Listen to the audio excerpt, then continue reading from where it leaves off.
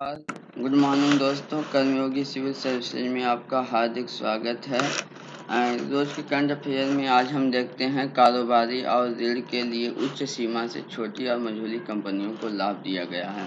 अभी जो है ये न्यूज़ में इसलिए है कि कॉर्पोरेट कार्य मंत्रालय जो है लघु और मध्यम प्रकार की जो कंपनियां हैं उनके ऋण सीमा और कारोबार की सीमा को विस्तार कर दिया है। और देखते हैं इसमें क्या क्या नवीन परिवर्तन किया गया है। अभी जो है इसमें जो छोटी या मझोली या जिसको मीडियम साइज कंपनी बोलते हैं कि कारोबार की सीमा अभी तक 50 करोड़ थी, जिसे बढ़ा करके अब जो है 250 करोड़ कर दी गई है। इस सीमा को अभी जो है ऋण की सीमा अभी तक 10 करोड़ रुपए थी, ये कंपनियां ले सकती थी। अब जो है इसको 10 करोड़ से बढ़ाकर 50 करोड़ तक कर दिया गया है। और जो है कुछ और परिवर्तन किया गया, वो परिवर्तन है जटिलता को कम करने के लिए जो है इन कंपनियों के लेखा नियम में छूट दी गई है। वो छूट क्या क्या दी गई है? उस छूट में है कि अनिवार्य फाइलिंग और ब्यूरर जो दाखिल करने के लिए वित्तीय प्रदर्शन करने के लिए जो खंड वाइज ब्यूरर दिया होता था, उन खंड वाइज ब्यूरर से अब छूट दी गई है। इसके लिए के अतिरिक्त जो है ये कंपनियां जो कर्मचारियों के लाभ दायित्व जैसे कि पेंशन और उसके भत्ते से संबंधित रिपोर्टिंग करती थी, उन रिपोर्ट में भी आंशिक छूट दी गई है। अब जो है ये ज़्यादा डाटा करने की ज़रूरत नहीं होगी। और लाभ दायित्व का विस्तृत विश्लेषण भी देना होता था, ये रिपोर्ट बनाते वक्त उससे भी छूट दी गई है। बैलेंस शीट में दर्ज जो परिसंपत्तियां, इन कंपनियों को अपनी बैलेंस शीट में परिसंपत्ति की अनुमानित कीमत पता लगाने के लिए नई तकनीक का प्रयोग करना पड़ता था। अब जो है उन तकनीकों को बताना कोई आवश्यक नहीं है। एक चीज़ और जो छूट प्रदान की गई है उनको ये की गई है कि अब अभी तक जो होता था, ये कंपनियां जब फाइलिंग करती थी सरकार को, तो उसमें जो धनकृत या जिसको लिक्विडिटी प्रति शेयर आय कितनी होती थी उसको भी बताना होता था। अब उससे भी छूट दी गई है। अब इसमें जो है किन किन कंपनियां जो है वो छोटी हो सकती हैं, मीडियम क्लास की हो सकती हैं, लेकिन वो कंपनी नहीं मानी जाएंगी। इस छूट में अपवाद दिए गए हैं। उसमें जो है बैंक संबंधी कंपनियां, मौद्रिक प्रतिष्ठान, बीमा कंपनी और सूचीबद्ध फर्म शामिल हैं। और भी कुछ ऐसी कंपनियां जो मान लीजिए मतलब कि गैर छोटी या मझोली कंपनी है, उनकी होल्डिंग और सहायक कंपनियों को भी इस छूट से अपवाद है कि मतलब उनको ये छूट नहीं मिलेगी। भारत में जो है एमएसएमई की क्या हिस्सेदारी है? भारत में कुल जो है 6 करोड़ 30 लाख एमएसएमई है। उनमें से इनका जो है भारत के सकल घरेलू उत्पाद में 1/3 का योगदान है। समाज के बड़े वर्ग को ये जो है रोजगार देती हैं। लगभग 110 मिलियन लोगों को जो है एमएसएमई जो है भारत में रोजगार देता है। अब देखते हैं अगला टॉपिक है महान्यायवादी, attorney general of India. News में क्यों है दोस्तों? न्यूज में इसलिए है कि भारत के जो है महान्यायवादी के वेणुगोपाल का कार्यकाल 1 साल के लिए बढ़ा दिया गया। अब जो है ये 30 जून 2022 तक सरकार के शीर्ष कानून अधिकारी के रूप में कार्य करेंगे। भारत के महान्यायवादी क्या होते हैं देख लेते हैं। भारत के महान्यायवादी भारत सरकार के मुख्य कानूनी सलाहकार होते हैं और ये भारत के उच्चतम न्यायालय में प्रधान अधिवक्ता भी होते हैं सरकार के। ये जो होते हैं संघीय कार्यकारी के सदस्य होते हैं। ये ध्यान रखिएगा क्योंकि संविधान में भी ये बात कही गई है।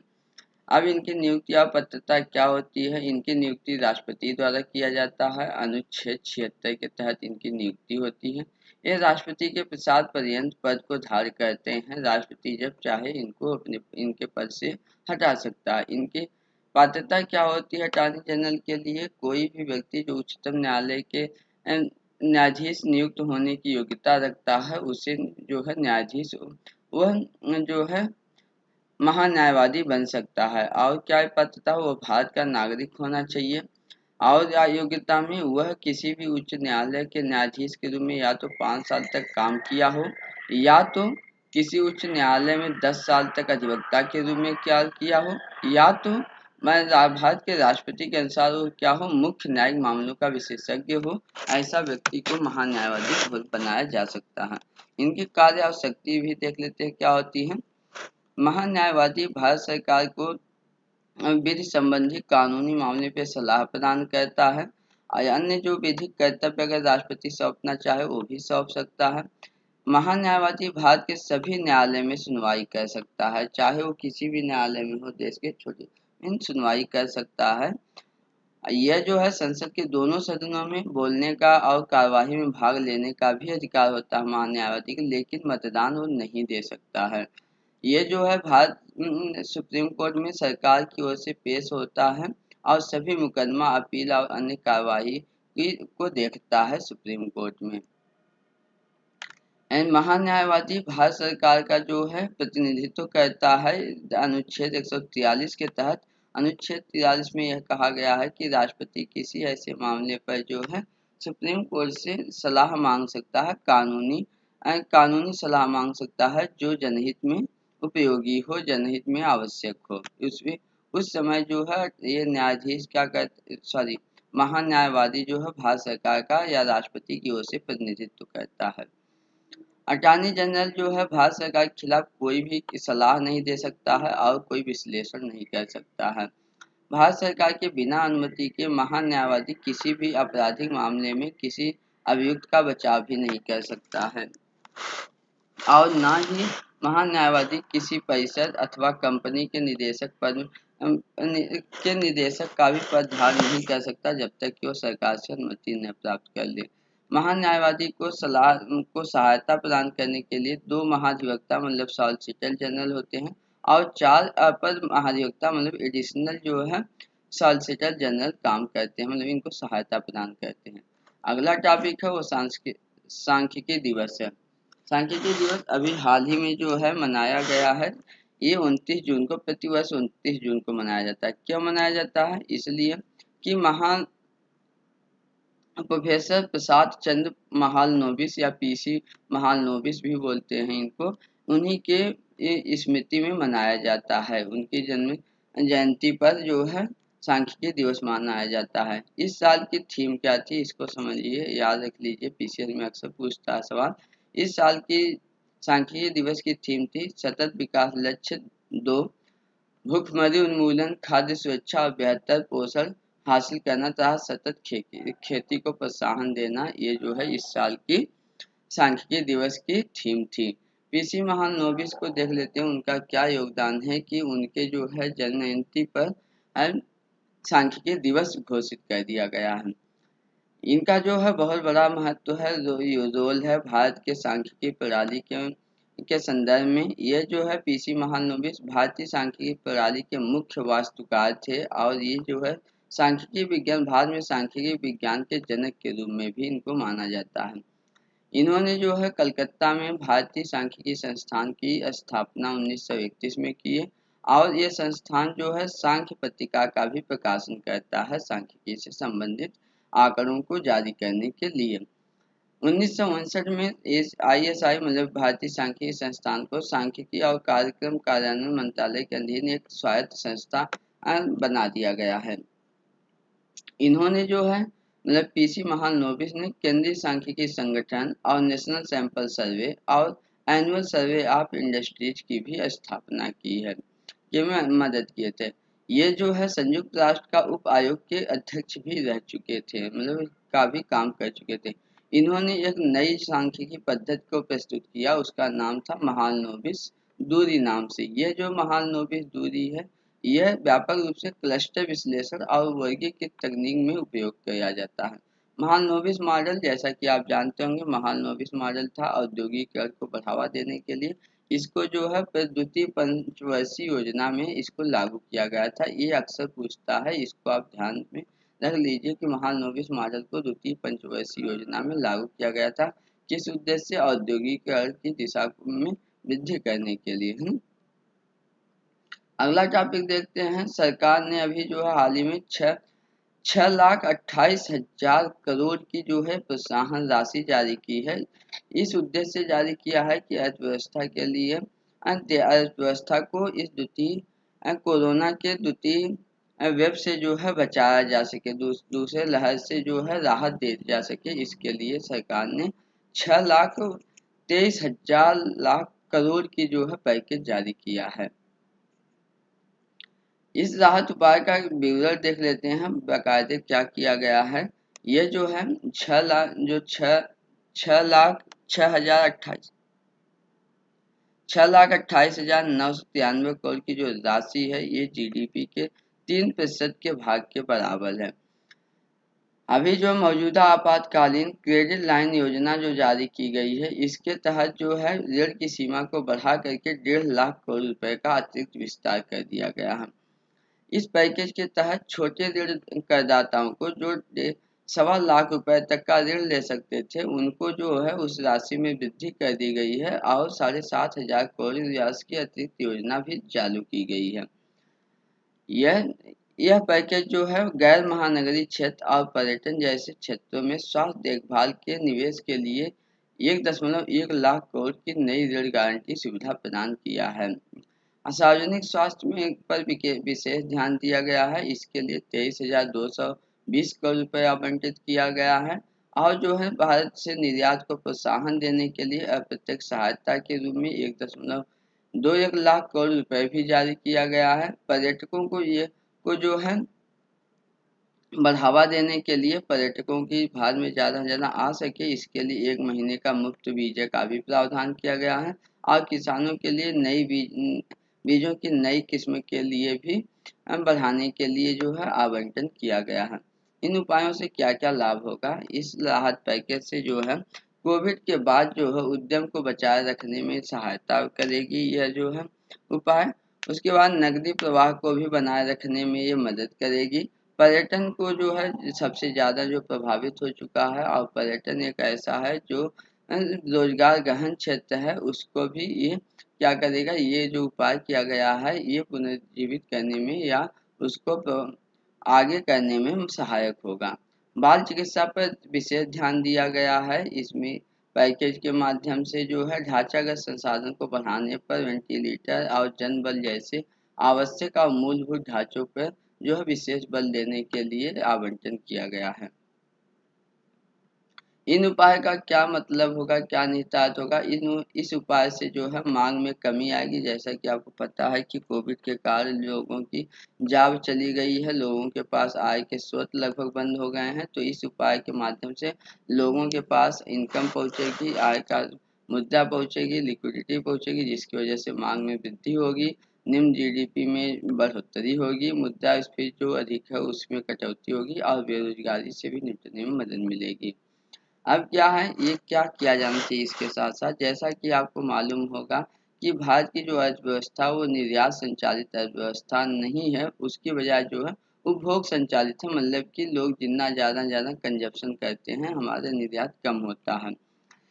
जो भी जीडीपी का लगभग 55% भाग जो है उपभोग से प्राप्त होता है। जब उपभोग कब होगा? जब लोगों के पास पैसा होगा। तो लोगों के पास पैसा कोविड में है ही नहीं, तो सरकार जो है इस उपभोग को बढ़ाने के लिए सरकार को तो कुछ काम करना पड़ेगा ना, इसलिए सरकार के द्वारा जारी किया गया यह पैकेज जो है मांग में वृद्धि करने में महत्वपूर्ण भूमिका अदा करेगी, जिससे जो है आर्थिक जो ये रुकावट है इसको विकसित होने में मदद मिलेगी। अगला टॉपिक देखते हैं। अगला टॉपिक है नशीली दवाओं का दुरुपयोग और अवैध तस्करी के खिलाफ अंतर्राष्ट्रीय दिवस। आप इस दिवस को याद रखिए, पीसीएस में अक्सर सवाल पूछता है। 26 जून को जो है नशीली दवाओं दुरुपयोग और अवैध तस्करी के खिलाफ अंतर्राष्ट्रीय दिवस मनाया जाता है। इस साल का जो थीम था वो था share facts and drugs save lives. मतलब कि जो ड्रग्स के जो फैक्ट्स हैं, जो भी डाटा हैं, उसको जो है अंतर्राष्ट्रीय रूप से शेयर किया जाएगा और लाइफ को सेव किया जाएगा। ये इस साल की थीम थी। वर्ल्ड ड्रग रिपोर्ट्स देख लेते हैं, क्या रिपोर्ट है इस संदर्भ में, क्या डाटा आंकड़े हैं इस संदर्भ में। एक रिपोर्ट ये बताती है कि 275 मिलियन लोगों द्वारा जो है नशीली दवाओं का उपयोग किया गया है पिछले वर्ष में, और 36 मिलियन ऐसे लोग हैं जो इस नशीली दवाओं के विकास से पीड़ित थे। ये भी रिपोर्ट में देखा गया है कि भांग के उपयोग में जो है विश्व भर में वृद्धि आई है, लोग ज़्यादा भांग का उपयोग कर रहे हैं और जो है फार्मास्यूटिकल दवाओं का गैर चिकित्सा के रूप में भी वृद्धि आई है। गैर चिकित्सा मतलब कि नशे के रूप में जो है फार्मास्यूटिकल दवाओं का भी लोग यूज करते हैं। जैसा कि आपको पता है ज़्यादातर लोग कोडेक्स को जो है नशे के रूप में, कोडेक्स जो सिरप होता है खांसी का, उसको भी यूज करते हैं।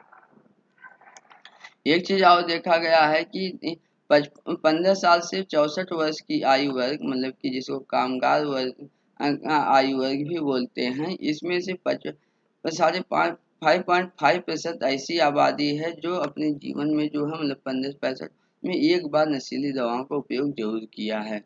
वैश्विक स्तर पर 11 मिलियन से अधिक लोग दवाओं का इंजेक्शन लगाते हैं और इनमें से आधे लोगों को हेपेटाइटिस बी से ये लोग पीड़ित है।